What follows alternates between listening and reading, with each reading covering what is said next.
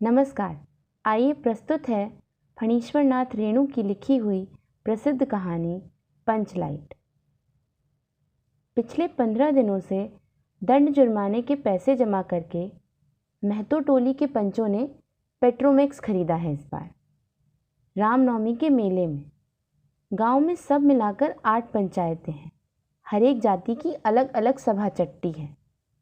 सभी पंचायतों में दरी, जाजिम, सतरंजी और पेट्रोमैक्स है। पेट्रोमैक्स जिसे गांव वाले पंचलाइट कहते हैं। पंचलाइट खरीदने के बाद पंचों ने मेले में ही तय किया, 10 रुपये जो बच गए हैं इससे पूजा की सामग्री खरीद ली जाए। बिना नेम टेम के कल कब्जे वाली चीज़ का पुण्याह नहीं करना चाहिए। अंग्रेज बहादुर के राज में भी पुल बनाने से पहले बलि दी जाती थी। मेले से सभी पंच दिन दहाड़े ही गांव लौटे। सबसे आगे पंचायत का छड़ीदार पंचलाइट का डिब्बा माथे पर लेकर और उसके पीछे सरदार, दीवान और पंच वगैरह।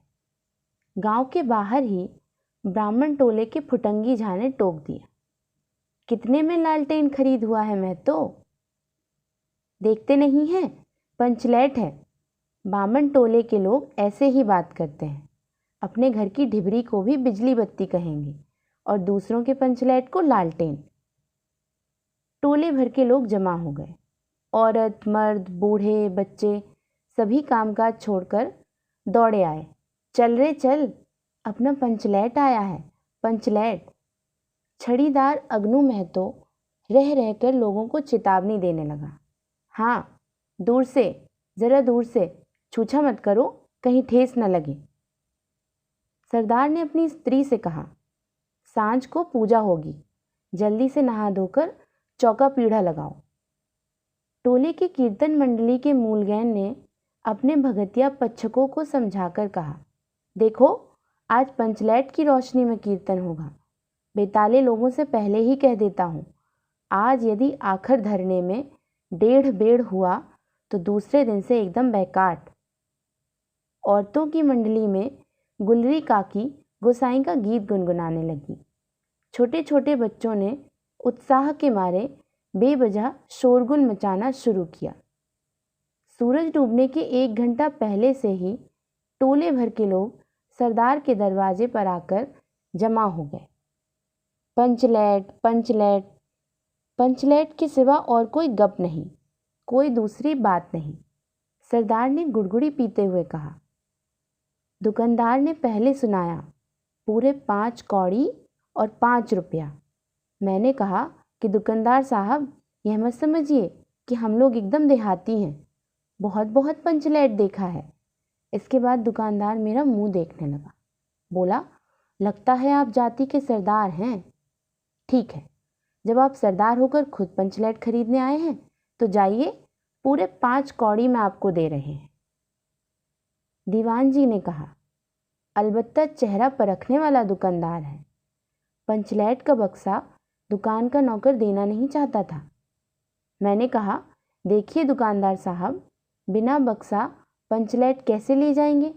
दुकानदार ने नौकर को डांटते हुए कहा, क्यों रे, दीवान जी की आंखों के आगे धुरखेल करता है, दे दे बक्सा। टोले के लोगों ने अपने सरदार और दीवान को श्रद्धा भरी निगाहों से देखा।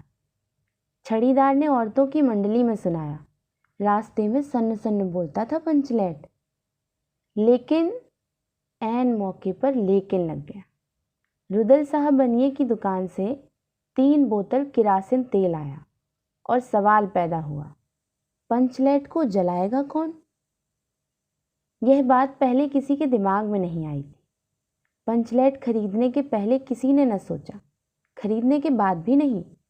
अब पूजा की सामग्री चौक पर सजी हुई है, कीर्तनिया लोग खोल ढोल करताल खोलकर बैठे हैं और पंचलाइट पड़ा हुआ है।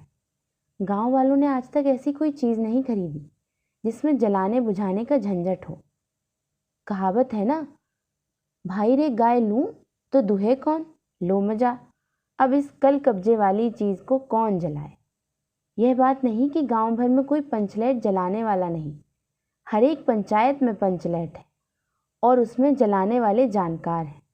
लेकिन सवाल है कि पहली बार नेम टेम करके, शुभ लाभ करके दूसरी पंचायत के आदमी की मदद से पंचलाइट जलेगा। इससे तो अच्छा कि पंचलाइट पड़ा रहे। जिंदगी भर ताना कौन सहे। बात बात में दूसरे टोले के लोग कूट करेंगे, तुम लोगों का पंचलाइट पहली बार दूसरे के हाथ से। नाना, पंचायत की इज्जत का सवाल है, दूसरे टोले के लोगों से मत कहिए। चारों ओर उदासी छा गई। अंधेरा बढ़ने लगा। किसी ने अपने घर में आज ढिबरी भी नहीं जलाई थी। अब पंचलाइट के सामने ढिबरी कौन जलाता है। सब किए कराए पर पानी फिर रहा था। सरदार, दीवान और छड़ीदार के मुंह में बोली नहीं। पंचों के चेहरे उतर गए थे। किसी ने दबी हुई आवाज में कहा, कल कब्जे वाली चीज का नखरा बहुत बड़ा होता है। एक नौजवान ने आकर सूचना दी, राजपूत टोली के लोग हंसते हंसते पागल हो रहे हैं।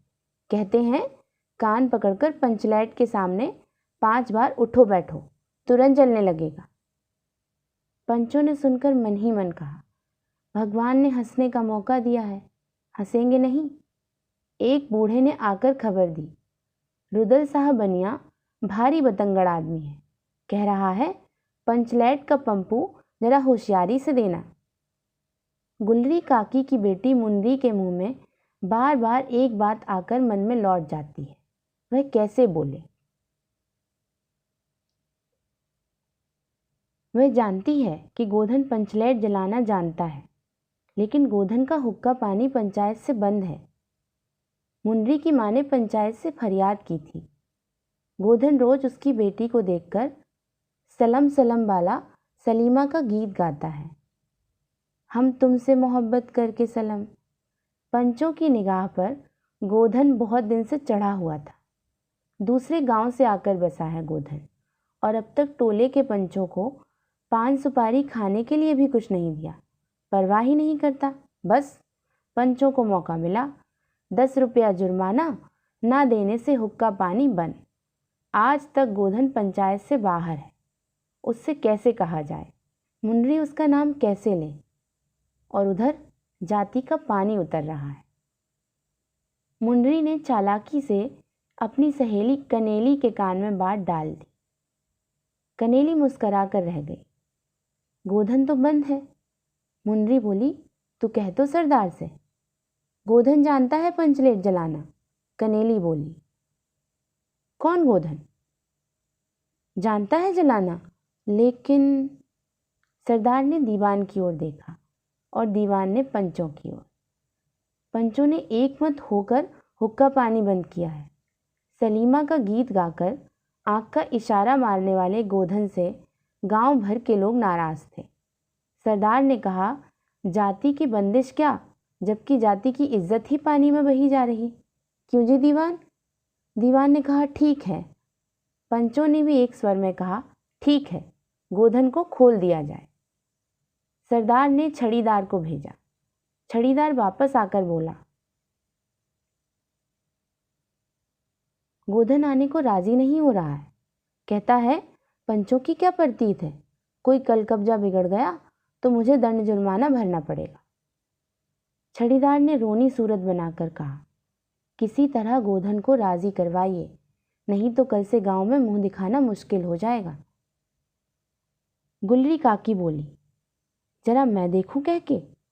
गुलरी काकी उठकर गोधन के झोपड़े की ओर गई और गोधन को मना लाई। सभी के चेहरे पर नई आशा की रोशनी चमकी। गोधन चुपचाप पंचलाइट में तेल भरने लगा। सरदार की स्त्री ने पूजा की सामग्री के पास चक्कर काटती हुई बिल्ली को भगाया। कीर्तन मंडली का मूलगैन मुरछल बालों को संवारने लगा। गोधन ने पूछा, स्पिरिट कहाँ है? बिना स्पिरिट कैसे जलेगा? लो मजा, अब यह दूसरा बखेड़ा खड़ा हुआ। सभी ने मन ही मन सरदार, दीवान और पंचों की बुद्धि पर अविश्वास प्रकट किया। बिना बूझे समझे काम करते हैं ये लोग। उपस्थित जनसमूह में फिर मायूसी छा गई। लेकिन गोधन बड़ा होशियार लड़का है, बिना स्पिरिट के ही पंचलाइट जलाएगा। थोड़ा गरी का तेल ला दो। मुनरी दौड़ कर गई और एक मलसी गरी का तेल ले आई। गोधन पंचलैट में पंप देने लगा। पंचलैट की रेशमी थैली में धीरे धीरे रोशनी आने लगी। गोधन कभी मुंह से फूंकता, कभी पंचलैट की चाबी घुमाता। थोड़ी देर के बाद पंचलैट से सनसनाहट की आवाज़ निकलने लगी और रोशनी बढ़ती गई। लोगों के दिल का मैल दूर हो गया। गोधन बड़ा काबिल लड़का है। अंत में पंचलाइट की रोशनी से सारी टोली जगमगा उठी तो कीर्तनिया लोगों ने एक स्वर में महावीर स्वामी की जय ध्वनि के साथ कीर्तन शुरू किया। पंचलाइट की रोशनी में सभी के मुस्कुराते हुए चेहरे स्पष्ट हो गए। गोधन ने सबका दिल जीत लिया। मुन्नरी ने हसरत भरी निगाह से गोधन की ओर देखा। आंखें चार हुईं और आंखों ही आंखों में बातें हुईं। कहा सुना माफ करना, मेरा क्या कसूर। सरदार ने गोधन को बहुत प्यार से पास बुलाकर कहा, तुमने जाति की इज्जत रखी है, तुम्हारा 7 खून माफ। खूब गाओ सलीमा का गाना। गुलरी काकी बोली, आज रात मेरे घर खाना खाना गोधन। गोधन ने फिर एक बार मुन्नरी की ओर देखा। मुन्नरी की पलकें झुक गईं। कीर्तनिया लोगों ने कीर्तन समाप्त कर जय ध्वनि की। जय हो जय हो। पंचलैट के प्रकाश में पेड़ पौधों का पत्ता पत्ता पुलकित हो रहा था। तो देखा आपने किस तरह आवश्यकता संस्कार और निषेध को भी अनावश्यक सिद्ध कर देती है। मतलब साफ है कि किसी भी व्यक्ति की अच्छाई और बुराई हम अपनी आवश्यकता के अनुसार देखते हैं, उसके गुणों से नहीं, जबकि ये गलत है। इस सोच से हमें खुद को और इस समाज को बचाना है। यह कहानी हमें यही सीख देती है। बहुत धन्यवाद।